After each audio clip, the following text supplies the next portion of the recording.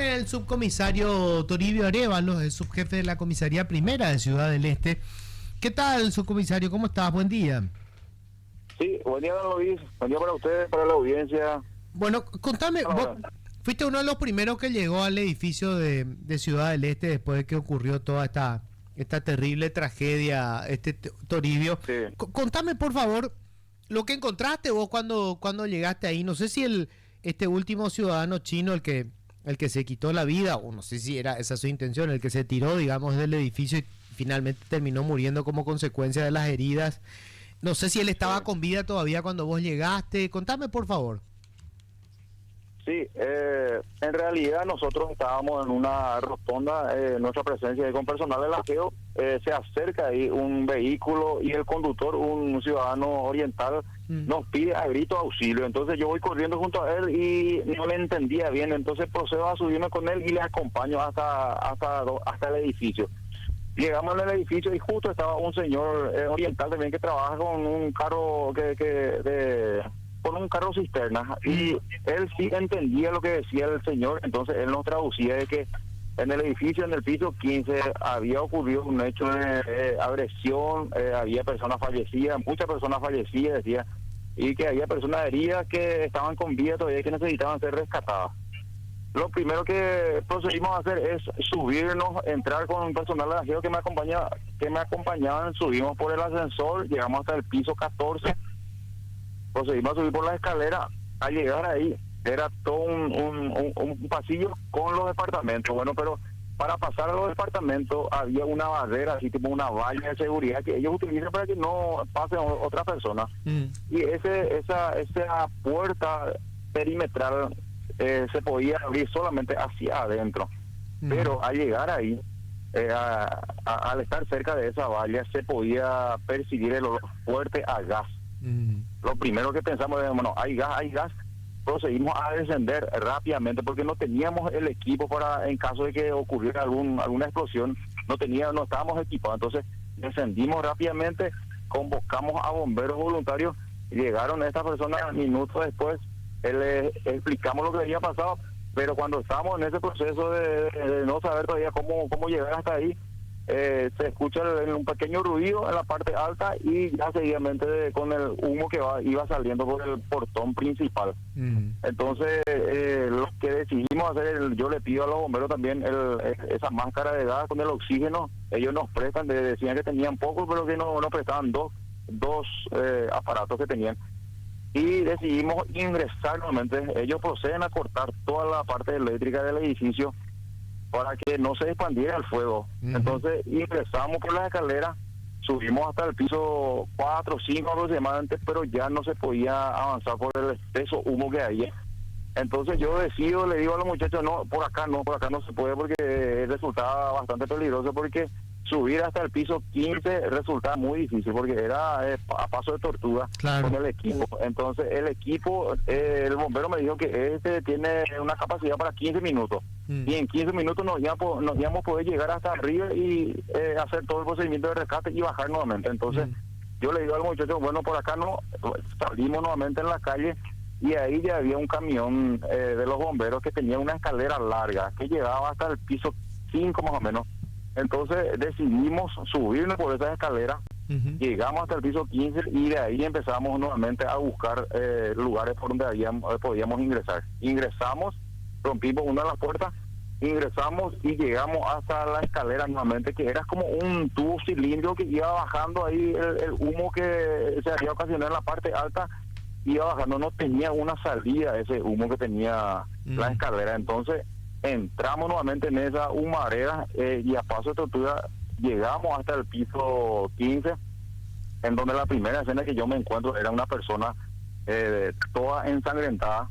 Estaba en el pasillo hasta donde nosotros habíamos llegado en la primera ocasión, él estaba ahí.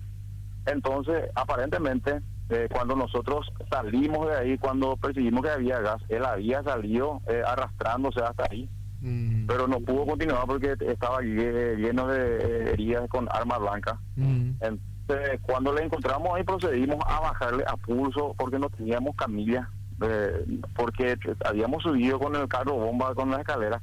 Entonces procedimos a bajarle hasta el piso 1, así a pulso. Lastimosamente esa persona no sobrevivió. Eso es lo que me afectó un poco, porque todo el esfuerzo, porque fue un esfuerzo enorme que hicimos con todos los compañeros, con otros compañeros policías y bomberos, que bajarle a esa persona de ahí, y al final que no sobrevivía. Y por fortuna, cuando nosotros descendimos, por fortuna los bomberos continuaron subiendo y entraron en las habitaciones y le encontraron a la mamá, o sea, a una señora con su hija. Procedieron a auxiliarle y a bajarle rápidamente del lugar. ¿No? Lo que yo puedo suponer, Luis, es que el agresor, cuando en la primera ocasión, cuando nosotros subimos ahí, él había escuchado nuestra presencia, porque nosotros decíamos policía, policía. Él había escuchado esto, pero ya el gas estaba abierto. La idea de él, podemos presumir de que él en principio podía haber pensado que iba, tras cometer el hecho, o sea, soltó el gas, iba a incendiar y bajar por el ascensor, huir del lugar. O cuando sintió nuestra presencia, no tuvo otra opción, que ya que no tenía, era el único acceso, no tenía por dónde escaparse. Entonces lo que pensó es, bueno, por ahí la policía me va a atrapar, y si explosiono acá, si quemo acá la vivienda, voy a tener que autoeliminarme. Y optó por esa opción, aparentemente. La mujer con la hija, una nena era, ¿verdad? Sí, una nena. ¿Dónde estaban ellos? ¿Encerrados en un baño? Sí, encerradas en un baño. Ellos habían, la señora también sufrió cortes en el rostro, estaba muy asustada. Así también, 2 pisos más arriba, estaba una familia, una señora con sus 2 hijitas, que ellos sabían que había un incendio abajo, pero ellos decidieron encerrarse en su departamento. Gracias a Dios que subimos un poco más, verificando todo el lugar, pudimos encontrar a estas personas y procedimos a rescatarla también de allá, a bajarla hasta la planta baja. ¿También ciudadanos chinos? Sí, también oriental. O sea, todo ese edificio está, digamos, habitado por ciudadanos chinos, Toribio. Sí. En realidad, aparentemente los 3 últimos pisos de arriba son residencias, o sea, son departamentos. Ajá. Y el resto serían depósitos, porque cuando nosotros ingresamos había depósitos vacíos, pisos vacíos, así salas de eventos. Eso es lo que se podía ver, pero solamente esa parte hay residencia. Ya, los otros... Aparentemente solamente esas personas es lo que estaban viviendo en ese momento, las personas que fueron las fallecidas, y más esta señora con sus 2 hijas. ¿La señora es familiar, esposa de alguno de los fallecidos? No, la señora que fue rescatada del baño. Sí. Sí, creo que sí, una de las personas heridas, creo que es la señora esposa del mismo. Ajá. ¿Dónde estaban los otros cuerpos cuando entraron al departamento? El cuerpo, uno de los cuerpos estaba en la cocina, y otros 2 cuerpos estaban en una pieza, pero en el baño, prácticamente en la puerta del baño. A juzgar por la escena del crimen, don Luis, podemos presumir que estas personas fueron atacadas de manera sorpresiva, no pudieron defenderse porque no había un desorden, todo estaba en su lugar. Quiere decir que había una premeditación, debido también, podemos pensar que el cuchillo que se incautó, con el que se presume pudo haber utilizado el agresor, este cuchillo es de uso militar policial, el conocido como cuchillo Rambo. No cualquiera tiene en su casa, no cualquier familia o persona tiene este cuchillo en su casa. Entonces, esto es lo que se encontró, y se presume entonces que este agresor se fue a matarle a uno, rápidamente va corriendo hasta la otra pieza donde estaban las 2 personas que se dan cuenta de la intención e intentan refugiarse en el baño, pero ahí también son atacados y quedan muertos ahí en el lugar. O sea, este hombre... a ver, la presunción es que fue para matar a alguien, a uno o a todos, porque los iba atacando. O sea, atacó primero al que cayó muerto en la cocina, después a los que estaban en el baño, y el cuarto sería el que estaba en el corredor, el que se arrastró hasta el corredor.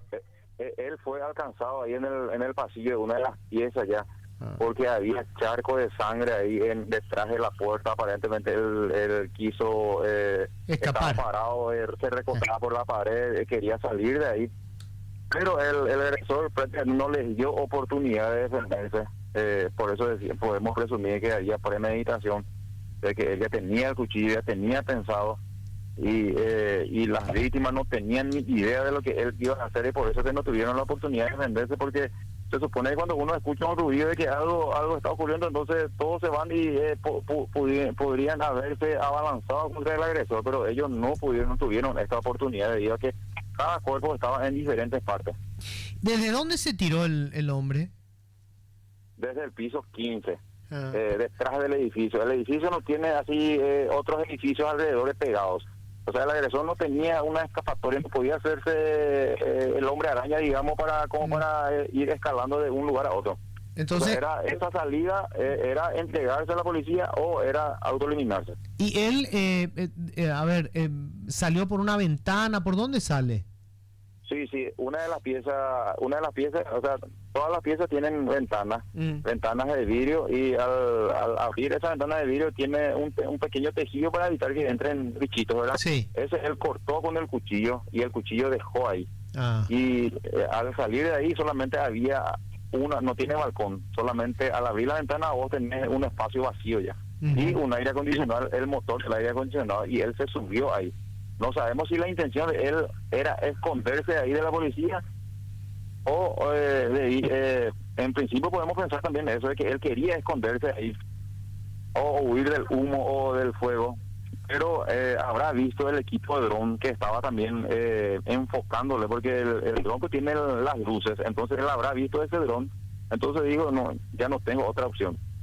Y él se tira de ahí, pero no cae al piso. No, en el piso, cae encima del techo de un local de venta de comida. Que estaba, o sea, que es de una planta. De una planta, tiene, o sea, techo de zinc, cae ahí.